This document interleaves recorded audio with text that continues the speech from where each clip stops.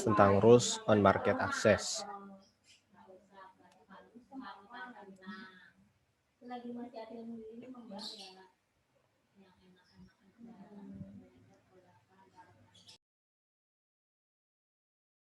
Kami dari kelompok 6 beranggotakan 4 orang.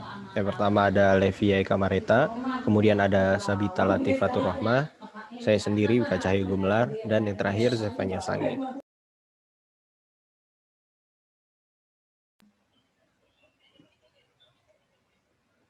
Di sini kita akan membahas 3 bahasan. Yang pertama yaitu akses pasar internasional, kemudian ada hambatan dalam akses pasar internasional, dan yang terakhir aturan akses pasar internasional.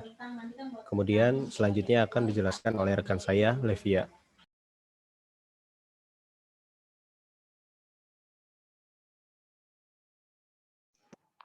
Apa itu akses pasar internasional? Dalam perdagangan internasional, akses pasar adalah kemampuan perusahaan memasuki pasar luar negeri dengan menjual barang dan jasa di negara lain. Akses pasar tidak sama dengan perdagangan bebas, karena akses pasar biasanya tunduk pada kondisi atau persyaratan seperti tarif atau kuota. Sedangkan dalam kondisi perdagangan bebas, yang ideal barang dan jasa dapat beredar melintasi pembatasan tanpa ada hambatan perdagangan. Oleh karena itu, memperluas akses pasar seringkali merupakan tujuan negosiasi perdagangan yang lebih dapat dicapai daripada mencapai perdagangan bebas. Konsensi akses pasar dan pembatasan akses pasar sangat berbeda antara perdagangan barang dan perdagangan jasa. Selanjutnya, akses pasar untuk barang terutama melibatkan tindakan di perbatasan seperti bea cukai atau pembatasan kuantitatif. Akses pasar untuk jasa lebih berkaitan dengan penerapan peraturan domestik di belakang pembatasan.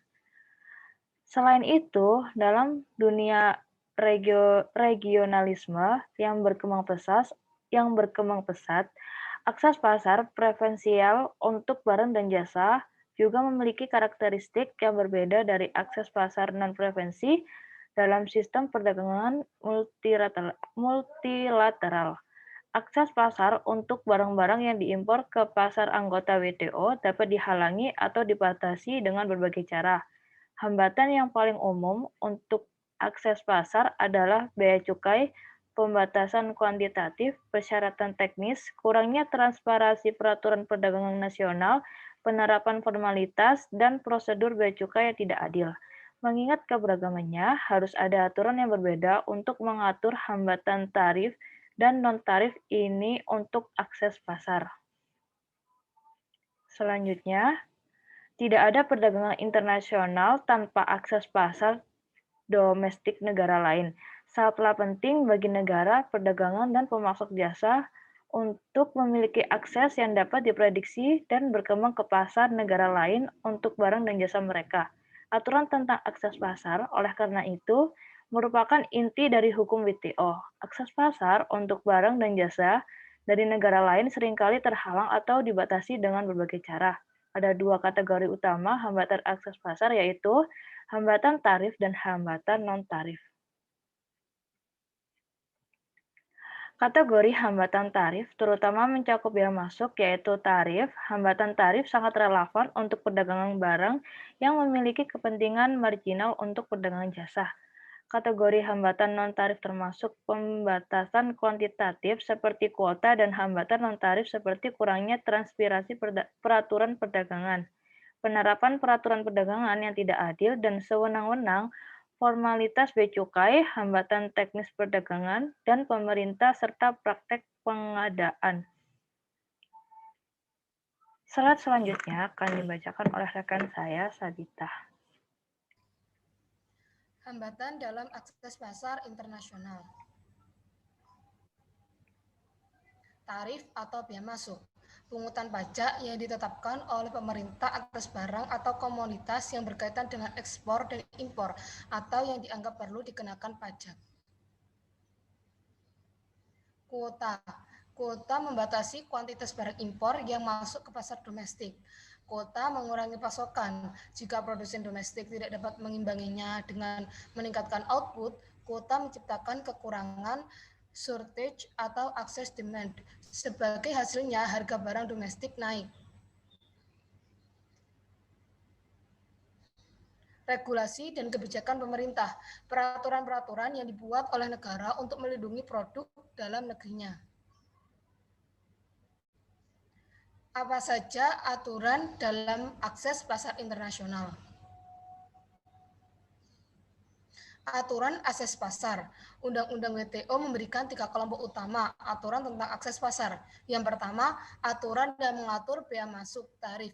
Yang kedua, aturan yang mengatur pembatasan kuantitatif atau kuota. Yang ketiga, aturan yang mengatur hambatan non-tarif lainnya, seperti peraturan dan standar teknis.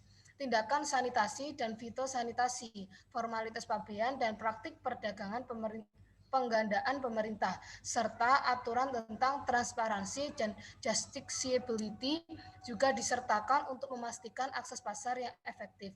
Slide selanjutnya akan dijelaskan oleh Zevanya. Ya, selanjutnya aturan yang mengatur bea masuk atau tarif. Pengenaan bea masuk atas barang impor tidak dilarang berdasarkan General Agreement on Tariffs and Trade atau GATT, tetapi kemudian mendorong anggota WTO untuk secara bertahap mengurangi bea masuk untuk keuntungan bersama.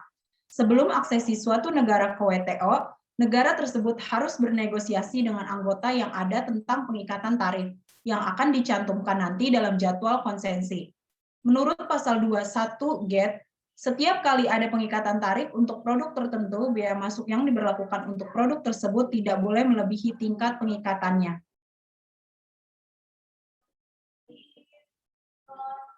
Selanjutnya, aturan yang mengatur pembatasan kuantitatif atau kuota.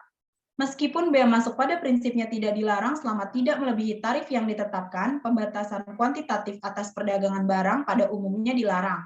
Menurut pasal 11.1 GATT, kecuali ada pengecualian, anggota WTO tidak diizinkan untuk melarang impor atau ekspor barang atau dikenakan kuota.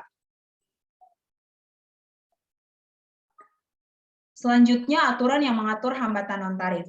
Saat ini, untuk banyak produk dan banyak negara, hambatan non-tarif untuk perdagangan seperti peraturan dan standar teknis, tindakan sanitasi dan fitosanitasi, formalitas bea cukai, dan praktik pengadaan pemerintah menjadi lebih penting daripada bea masuk atau pembatasan kuantitatif.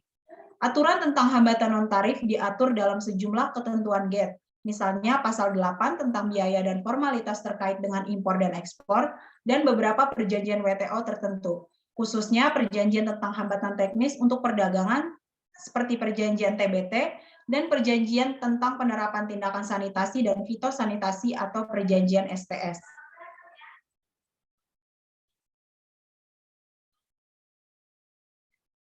Perjanjian TBT dan SPS. Perjanjian TBT dan SPS pada dasarnya melarang tindakan-tindakan yang membedakan antara like produk impor dan dalam negeri. Selain itu, perjanjian TBT juga mensyaratkan bahwa regulasi teknis tidak lebih membatasi perdagangan daripada yang diperlukan untuk memenuhi salah satu tujuan kebijakan yang sah yang disebutkan dalam perjanjian. Padahal, perjanjian SPS mensyaratkan bahwa tindakan sanitasi dan fitosanitasi sejalan dengan prinsip ilmiah dan harus ada bukti ilmiah yang cukup untuk menerapkan tindakan tersebut, kecuali jika tindakan tersebut dipertahankan untuk sementara.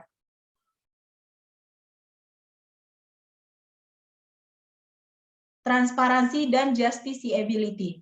Persyaratan bahwa anggota harus mempublikasikan semua undang-undang perdagangan, peraturan, dan keputusan yudisial untuk memungkinkan pemerintah dan pedagang memiliki akses dan sangat penting untuk memastikan aturan tersebut efektif ke pasar luar negeri. Demikian pula kewajiban anggota untuk mempertahankan atau membentuk pengadilan yudisial, arbitrase, atau administratif yang mendukung peninjauan yang cepat, objektif, dan tidak memihak atas keputusan administratif yang mempengaruhi perdagangan juga penting untuk menjamin keamanan dan prediktabilitas akses pasar. Kewajiban tersebut tertuang dalam beberapa ketentuan GATT, seperti pasal 10 tentang publikasi dan administrasi regulasi perdagangan.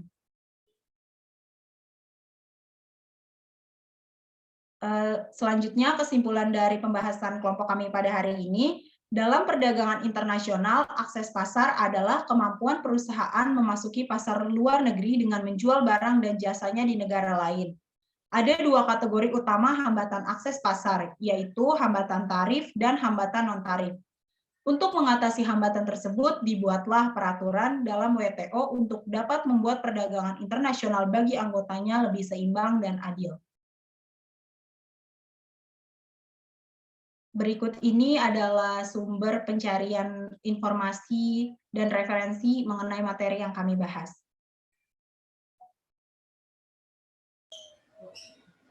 Baiklah, itu saja dari kelompok kami. Bagi rekan-rekan dari kelompok lain yang ingin bertanya, dipersilahkan. Sekian dari kelompok kami. Wabillahi taufiq wal hidayah. Wassalamualaikum warahmatullahi wabarakatuh.